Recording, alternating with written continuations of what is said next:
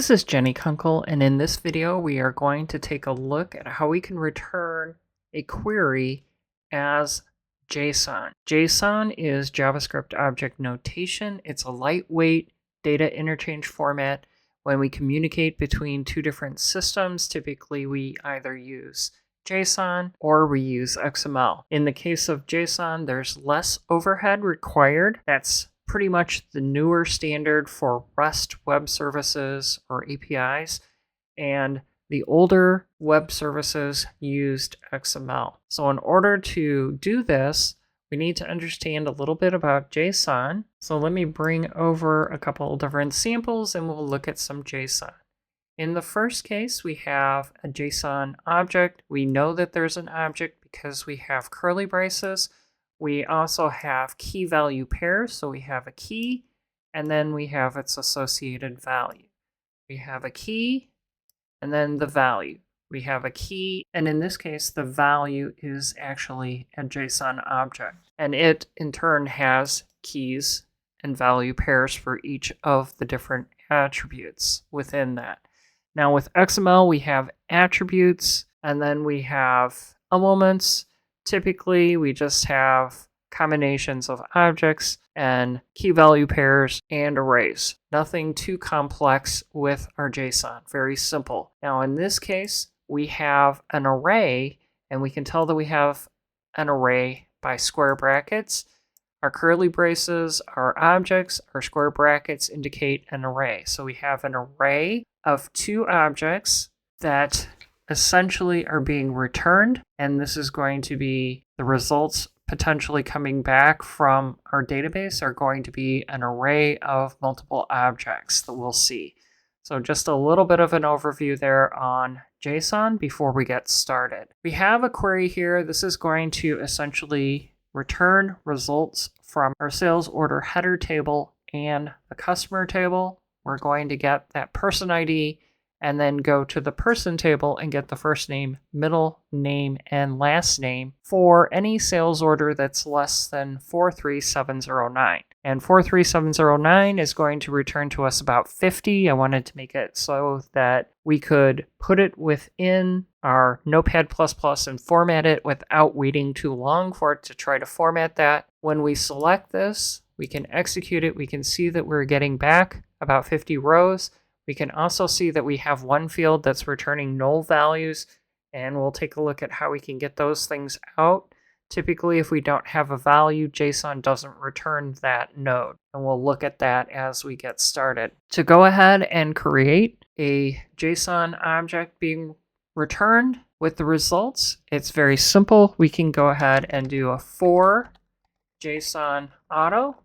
Once we do that, it's going to return the results to us a little bit different, and we can kind of go ahead and expand. One of the other ways to look at this is if we double click on it, it's going to take us into a window that we can go ahead and select everything. Typically, JSON is just one line, continuous line of information, and it wraps when it's too long for one line. It's not very readable if we go ahead and put it into a Notepad++. So let me go ahead and create a new tab that we'll use here, and I can paste this in. Again, it's one line. If I go into a plugin, you can go ahead and install plugins. One plugin is JSON Viewer. If you go ahead and do that, you can format your JSON and it makes it a little nicer.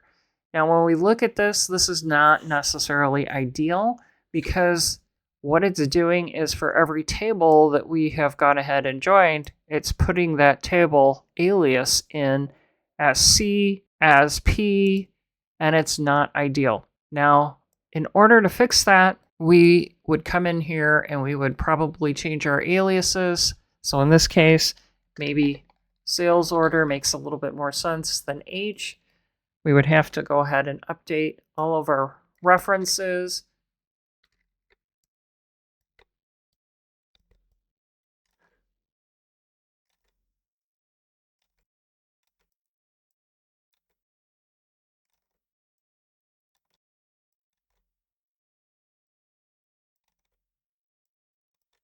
Might want to reformat our query just a little bit.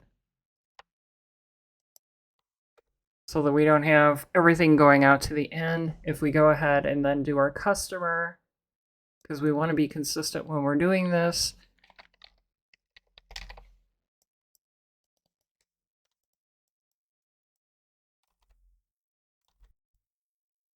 And this says person.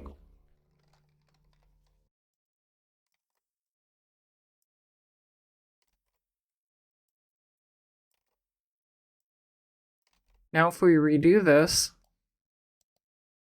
double click and copy this into Notepad++, then go through that format again. Now we can see that it makes a little bit more sense. We have a customer and it has potentially an array with objects. It's being very cautious. It doesn't really know when it formats that should be just an object. So it's putting it as an array. We have an array of 1. That's okay. It means the same thing as if we just had an object there. And then we have within that the person ID. And then of course we have the person, which is based off of joining to this field. So we're bringing in that data. Now, in some cases, notice I don't have the middle name. This one has the middle name. This one has the middle name. We keep going. Some of them do. Some of them don't. I think we just saw one that didn't. Right here, we have one that doesn't. So it has a value of null, so that key value pair is not being included. That's one thing that we should be aware of. Now, I can go ahead and I can include it if I decide to add one attribute, and that is going to be the include null value. So if I add that to my SQL, and I'm just going to go ahead and close out some of these extra tabs that it's generating for us, and put in comma, include null values. This time if I execute it, double click and get the results here, and I'm going to actually close this then too, go back, highlight, paste in, reformat. Now we can see in the case where it doesn't have it, we are getting that node back, so that key value pair of middle name with a value of null. So that's going to be for our auto. But we also have the ability to use the JSON path as well. So if we switch over, instead of just using JSON auto, we use JSON path. Let's see what that looks like. In this case, if we double click it and then copy everything here, select everything and paste it in, and go to our plugins and reformat. Notice that it's a little more condensed. It's not breaking each of those node levels into its own separate thing. It's treating and returning everything as one. Now maybe that's okay. Maybe we do want it broken down, but we want to put the customer ID, the person ID, the first name, and the middle name in a object itself within here as customer. We can do that with the path. So in this case, if we go ahead and go back to our query, what we have now is the customer, the person ID, the first name, middle name, and last name we want to put in a customer node. In order to do that, I need to give it an alias, and the alias that I give it is going to be customer.customer ID. So in the customer node or object, it wants to put the customer ID. Then we're going to go to the next line, and here we're going to say as customer.person ID. Now this has to be in single quotes in order for it to work. In this case, we're going to make this as customer.first name. Then as customer.middle name. And then finally as customer.last name. Now if I go ahead and execute this query, double click, copy it, paste it into